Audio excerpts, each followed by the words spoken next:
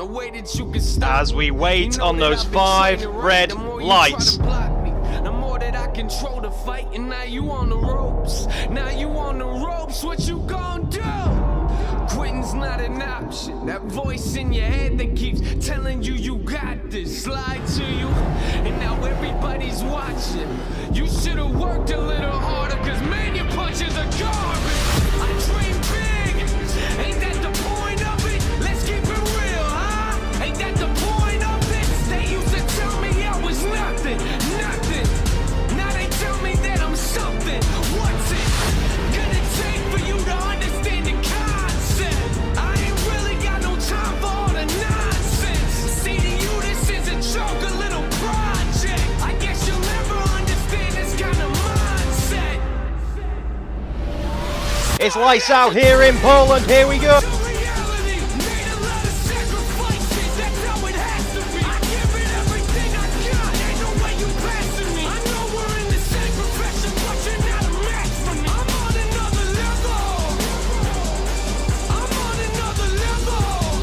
Oh, he's compromised, he's compromised.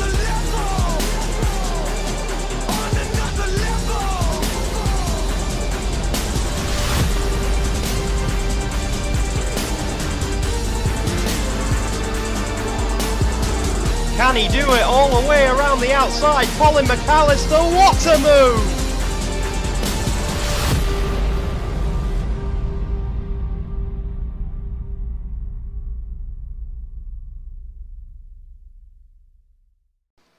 Hello everybody and welcome back to the ISR AIC for the 3rd round of our championship here at Snetterton today, and it is the all-important one. Toby Byrne alongside Zack Swader here today, and we are here, Zack, for the all-important one. This is the one we've been waiting for. It is the one where the AI update has finally come into place and the fireworks are getting ready to be set up, and we're just waiting for the lights to go out and light the fuse. Yeah, Toby, it's a great day to be here at Snetterton. This is where Ryza Studios released the recent update for the AI for Automobilista, so which means we should be seeing a lot more battles, a lot more crazy action right now. And what a track to do it on, Snetterton. What can I say? It's such a beautiful track here in the UK. And I can say one thing, it's going to be very interesting. Right now, the points right now going into this one, Toby, right now we've got like Colm Spencer and Gareth Lennon. They're tied for the lead right now after both of them with the win apiece, Toby, and both of them being teammates. Do you think there's going to be another Lewis Hamilton, Nico Rosberg situation going through the season right now? I mean, it's definitely possible with them being teammates, but obviously all of our AI this season are running to completely equal statistics, so every weekend is a different story. We saw that with Mendick, where Gareth Lennon did dominate, well, not dominate the race, he was challenged by Steven all the way through, but he won the race while his teammate, Spen, actually finished dead last. So anything can happen all the way through it. And I think this AI update will make it just a little bit harder to bring in the big points. Yeah. Indeed, you know, it was kind of a reverse thing. You know, Spen won the first race and Gareth kind of finished in the back, if not last, if I'm not mistaken, in the first one, and then a kind of a reverse thing. So a lot of people said they probably swapped cars in the garage area, but as far as that goes, we also have 3 drivers tied for 3rd place. We got Reynes Mungale, Stephen Paul, and Josh Wood at 18 points apiece right there for those 3. So that's going to be a pretty interesting points there for the final 3rd championship spot, though, Toby. But should be an interesting race today. I can't wait to see all the action today here at Snetterton. Yeah, it's definitely it's a big one for everybody, and no more than you guys watching it, obviously, because of the AI update is gonna really change things up here. But we have to remember as well, there's a big midfield team battle just beginning to brew. I think it's the likes of GTFG, ISR, Nemesis Online Racing, Northern Lights Racing. You know, all those guys are separated by literally like a point from each other, so it's a big day for the guys in the midfield too. And we're gonna see how they're gonna bring it out here, and the first step is how on how they're gonna do it is qualified. So let's go ahead and take a look at that before I choke on any more of my words.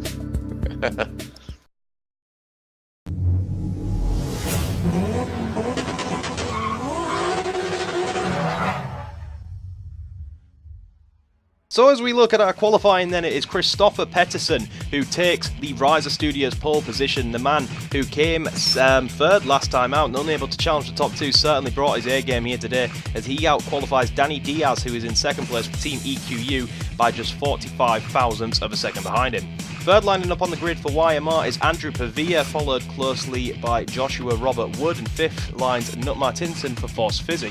Sixth sees Callum Spencer lining up just over a tenth of a second off the pace, and he'll be a bit disappointed with that.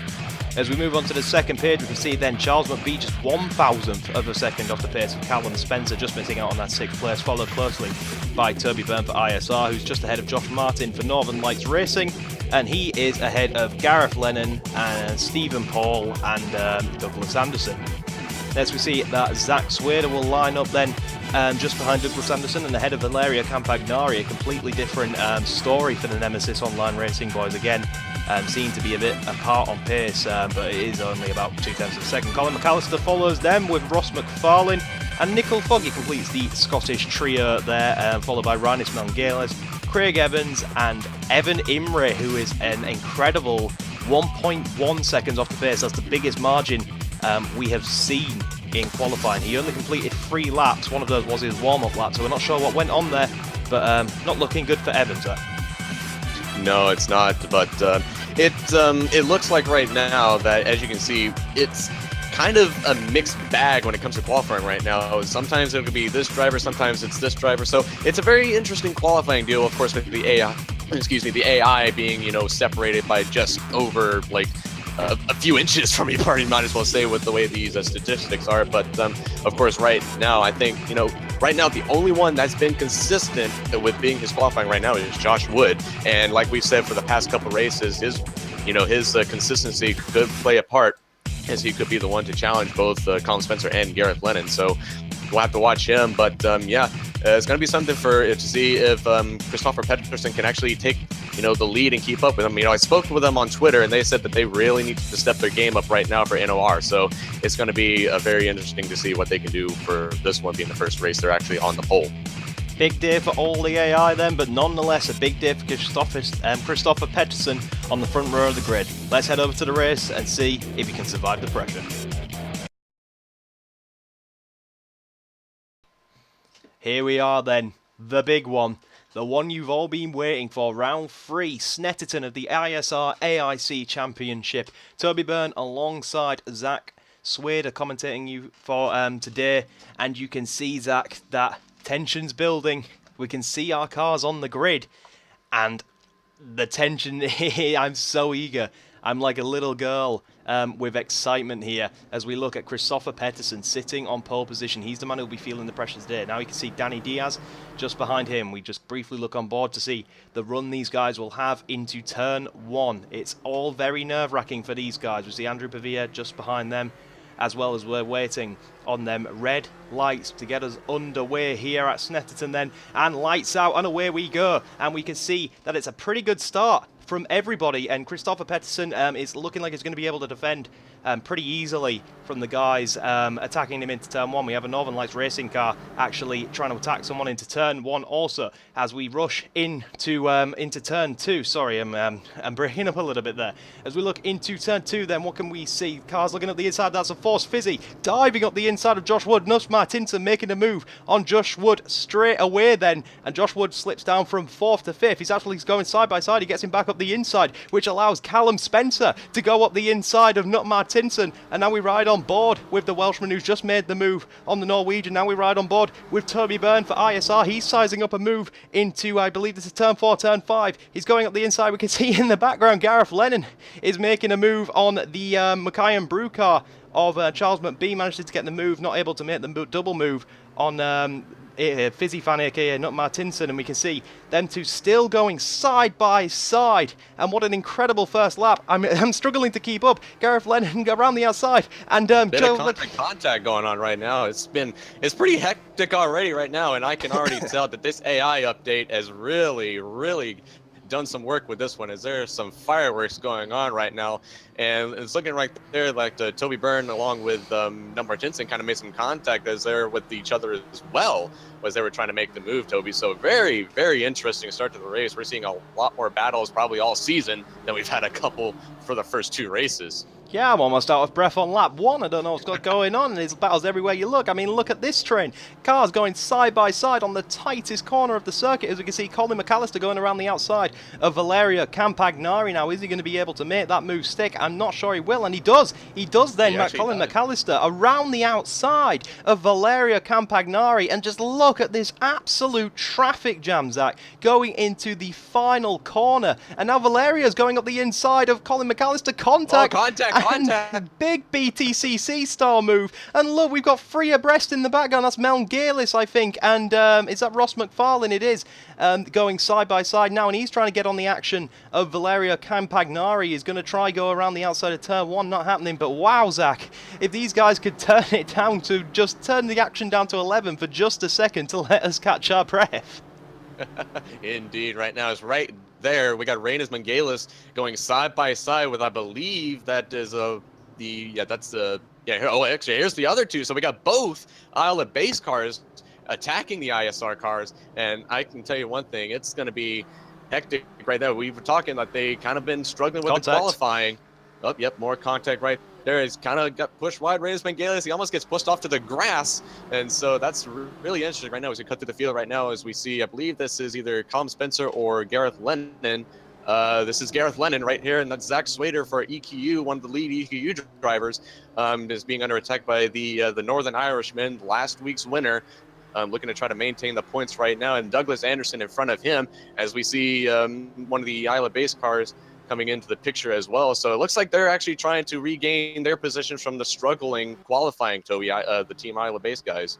Yeah, definitely. And we can see Colin McAllister going up the inside of Gareth Lennon, forces him wide. His contact there. We're 3 abreast now. That's Ross McFarlane, Colin McAllister. And Colin McAllister gets a superior drive and just drives away on that one. We were momentarily 3 abreast coming down the back straight into the very tight left-right chicane style thing with multiple cars side by side. Is this a Northern Lights racing car going to go up the inside of Valerio Campagnari? Is he going to make it successfully? We ride on board with Isle of Base again. That's Evan Imre on our left and Valerio Campagnari ahead. We can see the Northern Lights racing car there does have damage to his rear bumper, so he's been in the wars already, and no surprise as we see the Isle of Base cars going side by side fighting for bragging rights within the team. And I think that's Craig Evans managed to go all the way around the outside. As we look through our field then, we can now see Andrew Pavia coming under a bit of pressure from Joshua Robert Wood, but we can see even further back that the battle for 5th heating up between Spencer, Byrne, and I believe that is McBee. Indeed, right now we got these 3 cars, and you know, you're looking at these 2 right here. Both of these drivers, both Toby Byrne, as we see Charles McBee trying to look on the outside of Toby Byrne. He's on the inside of the curbing there, so trying to make a move on Toby Byrne, Chuck McBee there, but just can't be able to get it to work right now. But these 2 drivers right here, Toby Byrne and Colm Spencer, know each other very, very well throughout their racing careers. Then, you know, sometimes they're on the same team, but it's very rare that you see them on separate teams. But when they're on separate teams, they tend to get heated with each other. They try to see who's the superior driver. As we see, it looks like Joshua Wood, I believe that is, looking on the inside of Stephen Paul, my apologies, right there, trying to make it on McBee right there. So a lot of battles going through right there. Is on the inside, 2 wide coming into the corner. And Snetterton is very tricky sometimes to get passes done, because sometimes in sections, especially one thing, Toby, I think you got to remember on Snetterton is the very last corner. You got that big right hand sweeping corner, and then you got to set up for that hard left-hander, which we saw, I believe, you know, with those 3 wide cars trying to make it work right there. And that just will not work in that section of the track, Toby, because that is going to catch you off guard very completely. He's right on board with one of the cars right here. I believe this is the other one that you were talking about. Who is it? Joshua Robert Wood. We're riding on board right now.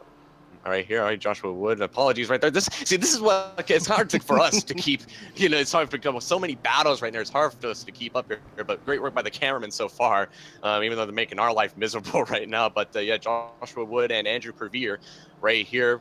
And I can say one thing, though. It looks like Christopher Pedersen could be making a lead right now, which is something that he wants to see, because like I said in the pre-race, I spoke to Valerio Campagnari on Twitter just after the race last time out in Mendig, and they said that they wanted to try to make their results a bit better, because they felt like even though they've been trying their best, they feel like they're still underperforming, Toby. And it seems like, right now with Christopher Pedersen in first right now, that could be what they needed right here. Yeah, these guys are used to winning, and they're not used to being non-point scorers, as there's a bit of contact between Wood, a little bump on Andrew Pavia, but yeah, these guys are not used to not scoring points, so it was incredibly frustrating the first 2 rounds for Valeria. The first round frustrating for both, but improvements for Pettersson in round 2, and an even further improvement. As we speak of improvements, Zach, quite an interesting fact for you right now is in Poland, Joshua Robert Wood finished 6th, in Mendig 5th, and now he is currently in 4th position. Does that spell a podium on the cards for round 4 in Canada? We'll have to wait and see, but he's trying to hurry up and get the podium before we get to Canada. We can see these guys battling all the way, as we can still see the battle of Byrne and Spencer just in the background. These guys are slowly catching Danny Diaz, but the battling between them won't be helping in the pursuit, and it looks like Andrew Pavia's just got the measure of Wood for now. As we look on Byrne, really closing in on Callum Spencer. Like you said, these guys are both champions within ISR, multiple champions in fact. The amount of silverware between them that we could count would be enough to fill our commentary box to the brim. So these guys are very, very competent, very championship worthy, and that is technically our championship leader fighting right now, as we get a lovely helicopter shot. Isn't that beautiful? And we can just kind of see the gap, and Byrne closing in quite a lot through that corner as he looks to the inside, tries to sell a dummy, but not really phasing Spencer, as they're so close together coming into the final corner, Zach. Indeed, and like I said, for those of you viewers, this is the final section that you really got to watch out for, because you got that sweeping right-hand corner, and then you got to set up for that very, very sharp left-hand corner, just coming down to the front straightaway right now as we were riding on board. And just this track, though, Toby, it's very, very technical, but at the same time, it's a high speed. This is the 300 version, so it's the biggest full version of Snetterton. There's the 100, 200, and the 300, and we're racing on the 300 version. And right now, it looks like Toby Byrne is maybe trying to make a little get out of the way, Mr. Spencer. I've got a race to win right now. As really Toby Byrne really looking to make up points, as he's kind of struggled the past couple races, and he's trying to make a scene and say, okay, it's time to get our game up. This is what we need for the AI update. And like you said, a lot of the drivers really want to make a name for themselves right now as we go through the grid right now. As we see, it looks like to be Nut Martinson could be under attack from one of the other drivers, the counterpart to Joshua Wood. Nut Martinson, he's another one that is very shockingly hasn't had a lot of exposure right now, Toby. He's one of the main guys from AOR.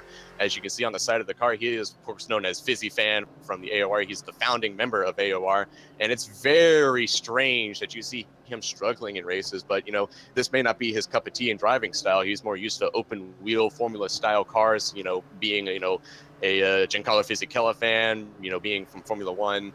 And so it's very interesting, Toby, that he's kind of had a struggle the past couple of weeks. Yeah, he's got big damage on the side of his car. His door looked fairly dinted in there, and he has dropped what looks like quite a lot of positions, because he was up there fighting with Byrne and Spencer early on in the race. So I'm not sure what's happened to Nut on that occasion. He's fallen down the grid, and he's now coming under a pressure of Stephen Paul, who finished second last time out. Remember, tried his very best to beat Lennon. As we look at the two Mackay and Brew cars, as McAllister goes up the inside and makes the move stick on McBee. I don't know if that was a little bit of synchronized swimming within the Iron Brew team there to get the faster driver ahead, but they're certainly being hounded by Gareth Lennon coming onto the start finish straight. You can see Gareth Lennon is sizing up Charles McBee as we focus a little bit on Colin McAllister. You can see them there side by side. The cameraman tries to get a view on it, and the move is already done then. So maybe big damage then potentially for Charles McBee as we take a replay. This was on lap 1. This is Andrew Pavia we're riding on. Very first lap. We can see Christopher and Danny ahead. And wow, he makes the dive bomb on Danny Diaz for second place on the very first lap. We missed that because of all the crazy action going on in the back. But he made the move stick, but he's currently back down in third. Danny Diaz got by him again somewhere as we stay with these guys for the replay. And let's just have a look. How did Danny Diaz get by? And it looks like Andrew Pavia just goes a bit wide, and Danny sees the opportunity and gets right back on the inside with a bit of contact to boot. Indeed, that was a very hectic move from both of these drivers, and it's very, very crazy how these guys are actually starting to have a lot more contact, and that just shows you what this update has done to the AI for Automobilista. And so it's very interesting to see these guys actually make a lot of contact. The only time that we've actually see a major incident so far is, of course, last time out, Douglas Anderson just misjudged the first corner at Mendig and just went completely off the track. As you can tell right there, Joshua Wood having some slight contact issues with Andrew Brevere right there. And it's just it's very interesting how improved this racing is look like it's going to be through the rest of the season, Toby. Yeah, these guys were side by side for almost that entire lap, Zack. And look, Byrne and Spencer were still side by side. And this was the very first lap. Look how long these guys were side by side for. And there's Nut Martinson, like I was saying, Zack, right with them. And so is Charles McBee, in actual fact, who's falling down the grid at an absolute rate of knots. So we're looking for some potential contact between these two. I mean, it would make the most sense, as Nut Martinson looks to make the move down the inside of Spencer, then it just gets phased out. And look how wide he's going. Oh, my goodness. Oh, actually, there we go. So that's what happened to Nut Martinson. He just goes, oh, wow. So that's where the damage came from. So that's where the damage has come from. Nut Martinson just loses it. Probably that's that front wheel drive that's kicking in right there. The front wheel drive cars, these Scirocco's. And so it's very, very, weird how that happened right there. He just gets, I don't know if there was some contact that shoved him out wide or he just had too much momentum. But yeah, Nut Martinson just goes completely off the track and then collects another driver. Didn't catch who that was. So yeah, very, very interesting, first couple of laps for these guys especially. Oh, Ross McFarlane making a move up the inside of Rhinus Melngailis. These two battling for position, and Melngailis tries to hold it all the way around the outside. They're now going to be side by side. We ride on board with the Latvian as we make our way down to the very sharp chicane. Ross McFarlane just loses out, didn't able to make the move on Melngailis through that corner. It was very tricky to do so, and Melngailis did an incredible job to hold it around the outside. Great effort from the ISR driver. But yeah, that was Josh Martin who was collected up in that. Luckily, it doesn't look like it's affected his performance too bad, but we still never saw what went on with Charles McBee. And I'm not sure where his pace has gone, but he's dropping through the field, like a warm knife through butter. He's falling and just not coming back. I'm not sure what's going on inside the car of McBee. Maybe in a technical error or a problem within the car that he's having to nurse or something. As we continue watching the battle of Rhinus and Ross McFarlane. As we look a little bit further up the grid, we saw Charles McBee there. Speaking of the devil, so he's the next car ahead. So I believe this battle is for 19th and 20th, that the last positions. And I believe just ahead that was Charles McBee.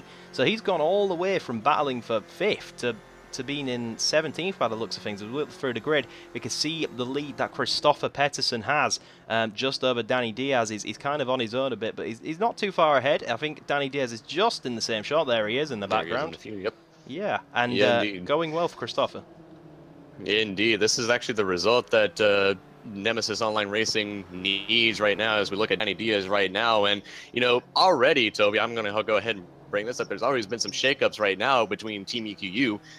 It could be a possibility that Zack Swader could be leaving the team next year. A bit uncertainty right now. There's a lot of rumor mills going on, but already possibility that he was only on for 1 year to set the team up, and it could be a possibility that Danny Diaz could be the lead driver next year. So that's going to be interesting for the youngster, bringing up a young driver. And then next thing you know, you're the lead driver. You're the one that the team is, going to be relying on as we take a look right now between Spencer, Wood, and Byrne right here.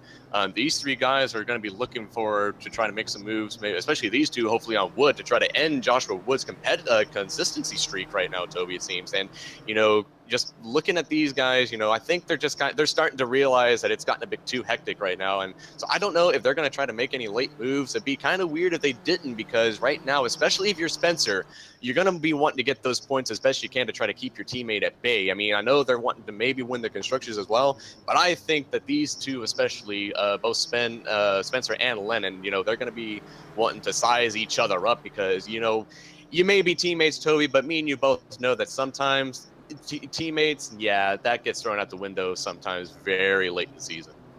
It can do, yeah. We saw the whole mentality of that As look how close these guys are. Josh Martin is actually trying to go around the outside of Byrne there. Not any room to do it. Byrne didn't give him any inch to even smell the move going on there. Wasn't a chance for Martin as he's closed up on this battle. And it seems to be a case of Wood is dropping off the pace of Pavia, and then that's causing these guys to rapidly close up. It looks like Byrne, Spencer, and Martin have all got incredible pace right now. And they're all trying to work together to get past Wood. But the problem is with making a move, once everyone's settled in, and dialed in, it's quite difficult to find somewhere to make a move. And it's probably easy to make a move, but making it stick is an entirely different thing.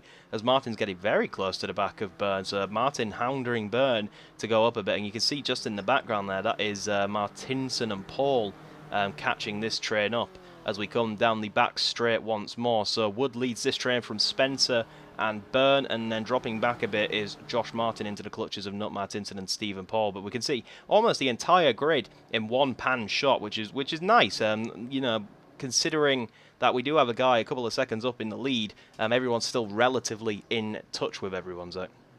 Indeed. Just going back to what you were saying about making some moves, we've also seen some cases where people try to make the move and then they probably do it at the wrong time. We saw in the first race, we saw Chuck McBee try to make a move on Zack Swader and actually gets caught out and has to drop back in line. And so that's another thing. You got to time your moves perfectly sometimes, and especially on a track like this, but like I said, the very last corner, you want to try to, which is unusual in motorsports. The first rule in motorsports is never. Oh, that's an EQU car. Sorry, Zack. There's an EQU car. I think that was Swader cutting completely across the grass in the final corner. That's the first time I've actually noticed that. Sorry to cut you off there. I'll hand it back to you, but Swader going for a rallycross trip.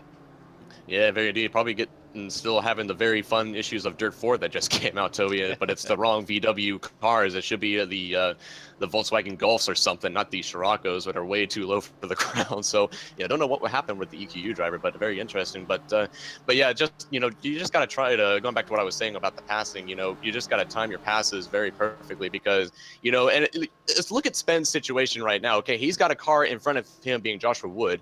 He's got a car behind him being Toby Byrne. Now, we've mentioned something that sometimes the best defense is a good offense, but I don't know if that's going to be the case anymore with the update right now. As we can see, Toby Byrne maybe starting to size up an attack on Spencer right now, and so it's going to be interesting to see what kind of tactics that Spen's going to try to play out here against Joshua Wood and Toby Byrne. It's going to be, it's going to right now. Whoa, a little bit of a slow. Don't know if that was something. I don't know. I don't think that was a brake check or anything, but it looked like Ben kind of lost it just a little bit, but managed to recover it right there. As he kind of had to slow down Toby Byrne just a little bit right there, and so that was a very, very interesting slide of things right there for the Welshman, as he's kind of lost track on Joshua Wood. And yeah, just looking at these cars right now, everybody's starting to kind of spread out a little bit right now.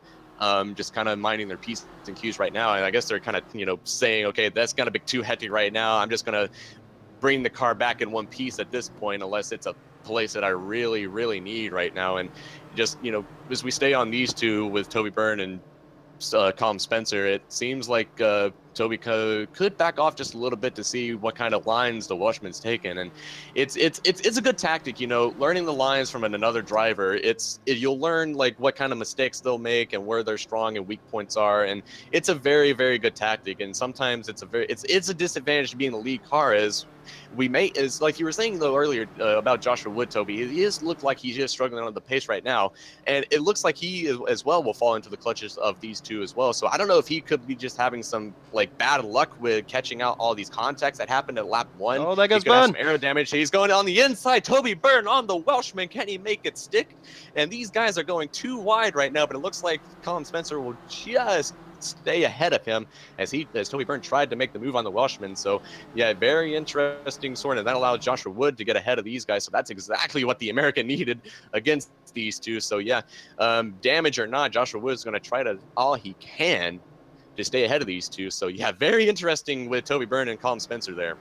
Yeah, this is the problem. You can make a move all you want, but making it stick is a completely different story. And because Burn made that move up the inside, his line was compromised on the exit, which allowed Callum Spencer to just get that absolutely glorious drive out of turn 2, which caused, at the end of the day, was the reason why he stayed ahead. But it definitely shows that Burn's getting a little bit impatient, and Burn definitely feels then that he can get past Wood if he can get past Spencer first. And he probably thinks right now that Spencer's holding him up. We don't know who's got the superior pace here. As we can see, Andrew Pavia still in the clutches of these guys. He's not impossible to catch as we watch this colossal battle between, like we said, multiple ISR champions, the championship leader and the founder of ISR, who is yet to score any points. So that'll be playing in both of their minds. You got to think that from the... Oh, he looks up the inside again. Don't think there's any room to do it there, though. Mega close, but no room to do it into a sweeping corner like that without taking each other out. But the problem is,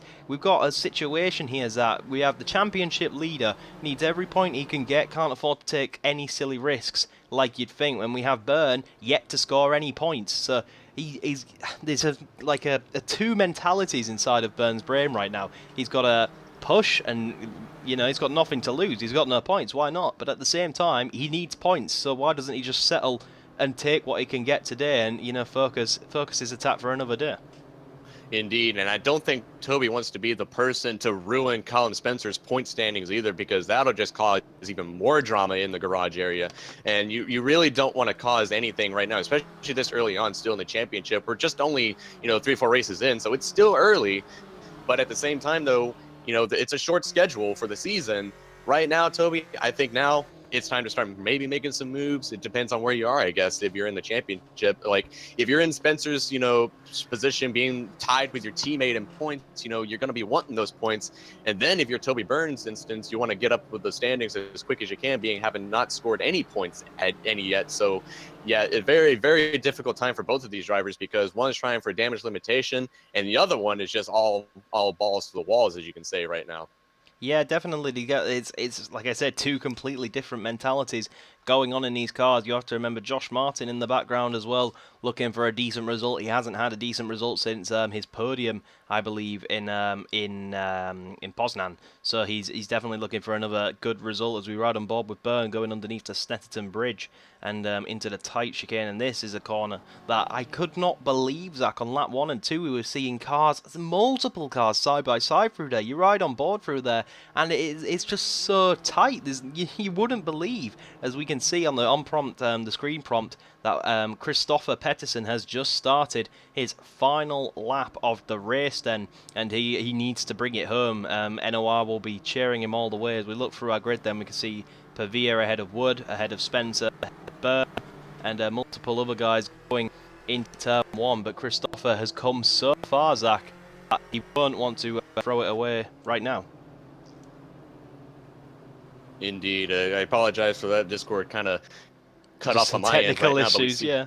Technical issues up here in the booth, so we apologize for that, folks. But indeed, right now, it looks like Christopher Pettersson will be getting the much-needed win so far, if he can just make it through the final corners here, Toby. And, it's going to be... It's a nice recovery, I think, for NORL, because they needed something. Because, it's nice a little bit this week, but I think this one was the result that you actually want to get. You actually want your guy up in the podium spot right now, and I think this is the weekend right now. So we take a look. It looks like that is yes, this is could be Josh Martin could be trying to make a move on Toby right now late in the race, but I don't know if there's enough time, because we only got a few corners left though. So yeah, but right there, Nut Martinson trying to make some recovery after having that complete off throughout the start of the race. So I think he may have tried to make a nice recovery, but I don't think he might have been already kind of, in the back when he done that. It's not entirely sure. As Zack was just saying about Nut Martinson's issues after he made that mistake very early on by going over the grass. As you say, we did have a little bit of technical issue there, and unfortunately, Zack has cut out, but he'll be back very shortly, and I think he's about to come back. So let's hand it back over to Zack. technical issues again. So yeah, big issues right now when they're in the booth. But no technical issues, it looks like, for Christopher Pedersen, as he will take the win here at Snetterton. So yeah, very, very good weekend. This is the recovery that they need as we go look through here. Looks like Colin Spencer will stay ahead of Toby Byrne throughout that. And Josh Martin could not be able to make a late move there on Toby Byrne. But going back to what I was saying, though, I don't know if Toby's, I don't think that contact between, look like we have between Nut Martinson and Toby Byrne affected Toby at all. No, definitely not. It was a good performance from everyone today. Christopher Pedersen, completely walked away with it, and he'll be very, very happy to get his first win within ISR in his entire sim racing career. So great effort from Christopher. As we saw, Valeria just a few moments ago didn't have a great result, didn't score any points, and that means, I believe, on the race standings that that only means 3 drivers are yet to score points, as we see a slow cooldown lap, and you can see Zack, he's definitely savouring that one. He's chuffed to bits with it, as you would say, as we can see multiple cars are going to go past him. Pavia gets away with that podium, and here are your race results then. Christopher Pedersen wins from Danny Diaz. Of course, Pedersen took the pole point as well, so he gets the full 26 points. Andrew Pavia first with his first point and podium, so great job for him to do it in style. Joshua Robert Wood, Mr. Consistency, comes home fourth, ahead of Callum Spencer, Toby Byrne, Josh Martin, followed by Nut Martinson, Stephen Paul, Douglas Anderson, and Colin McAllister. Gareth Lennon follows them, the first of the, not the first, but one of the non-point scorers. Zack Swader, Campagnari, again, another miserable day on the other side of the Nemesis Online Racing Garage, and failing to score any points, as we saw down the rest of the grid there, Zack. But yeah, what a day for Christopher. He's done an incredible job.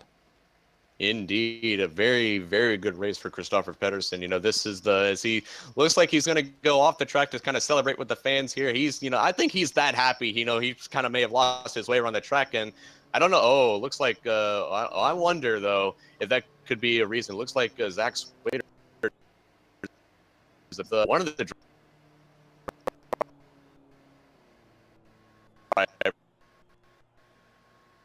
I wonder if that's what we see with one of the guys right now, but very interesting. We'll have to take a look throughout the week and see what happens. But right there, Valeria Campagnari as well, the teammate to Christopher Pedersen. Not a good weekend for him, but a good weekend for his teammate, though. So, but that's the story of NORL right now. One seems to be up ahead, one seems to be behind.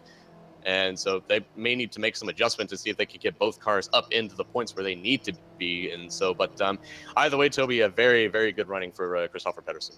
He'll be absolutely chuffed to bits. A dominant display, and despite him, us having issues with our connection to the commentary booth, he did not have any issues with his car, with his driving. He was, at his peak performance today, and he'll be absolutely chuffed to bits with it, like you say. And so will Andrew Pavia, his first ever podium. I'm sure Danny Diaz won't be disappointed either. As we look at the standings then, Christopher Pedersen, as a result of that, actually jumps 6 positions and goes straight into the top seat, Zack, of our championship. As we can see, Callum Spencer has dropped to place, then 5 points behind Pedersen, and Danny Diaz climbs 5 places and climbs himself up into 3rd position. We see Josh Wood loses a spot to Danny Diaz then, and Gareth Lennon, failing to score any points, drops 4th position. Josh Martin is actually the only guy in the standings to remain staying put, which shows how crazy this championship is. Stephen Paul and Rhinus Melgalis losing a lot of points, but Andrew Pavia gaining 7 positions. Incredible stuff for him on his first point scoring. Zack Swader down in 11th. Nut Martinson ahead has climbed a spot as well, where at the expense of Charles McVie and Douglas Anderson. And Toby Byrne climbs 2 spots with his first point of the season, and he's tied with Evan Imre for 14th place, then both on 8 points apiece. And you see Craig Evans in 16th, Nickel Foggy in 17th, last at the point scorers, and we can see 3 guys then tied for 18th place, technically 18th, 19th and 20th, with Ross McFarlane, Colin McAllister and Valeria Campagnari all yet to score a point. You have to feel sorry really for Colin McAllister, because he's been so close on so many occasions. Here are your team standing names. Rothman's SLR still remain with quite a commanding lead over GTFG of 12 points. Team EQU sit in 3rd position, where NOR climb 3 places. They'll be very happy to climb those places at the expense of ISR. And then you can see YMR has also had a very good day in the standings, who are now a point clear of Norman Lights Racing, and just 2 points behind ISR. Force Fizzy then line up 3 points off NLR, and you can see that Mackay and Brew and Isle of Bays are the only guys not in at least 20 points, with an astonishing 52 and 56 points off the lead zone. Indeed. So very, very good shake-up in the driver standings right there. We see, Christopher Pedersen jumping Colin Spencer for the points lead. So that is going to be interesting. Now we now have, you know, more drivers challenging the guys. So it's going to be interesting, Toby, to see where it goes for the rest of the season. Yeah, and he didn't just jump Callum Spencer, he jumped 6 people. He came out of absolutely nowhere today and put in a hammer and tongue performance, especially after his team boss, Valeria Campagnari, kind of gave his whole team, including him, the hurry up, saying we're not here to finish 16th, 17th, you know, we're here to win and challenge for a championship, and that is exactly what they've done here at Snetterton today. So thank you ever so much for watching, guys. Thank you for putting up with our technical issues. We will do our best to sort them out for the next one and make sure that they don't affect this video too badly. And Christopher Pettersson, what a magnificent day. It's goodbye from me, it's goodbye from Zack, goodbye from the commentary box, and we'll see you for next time at Canada, at the circuit de Gillesville, man.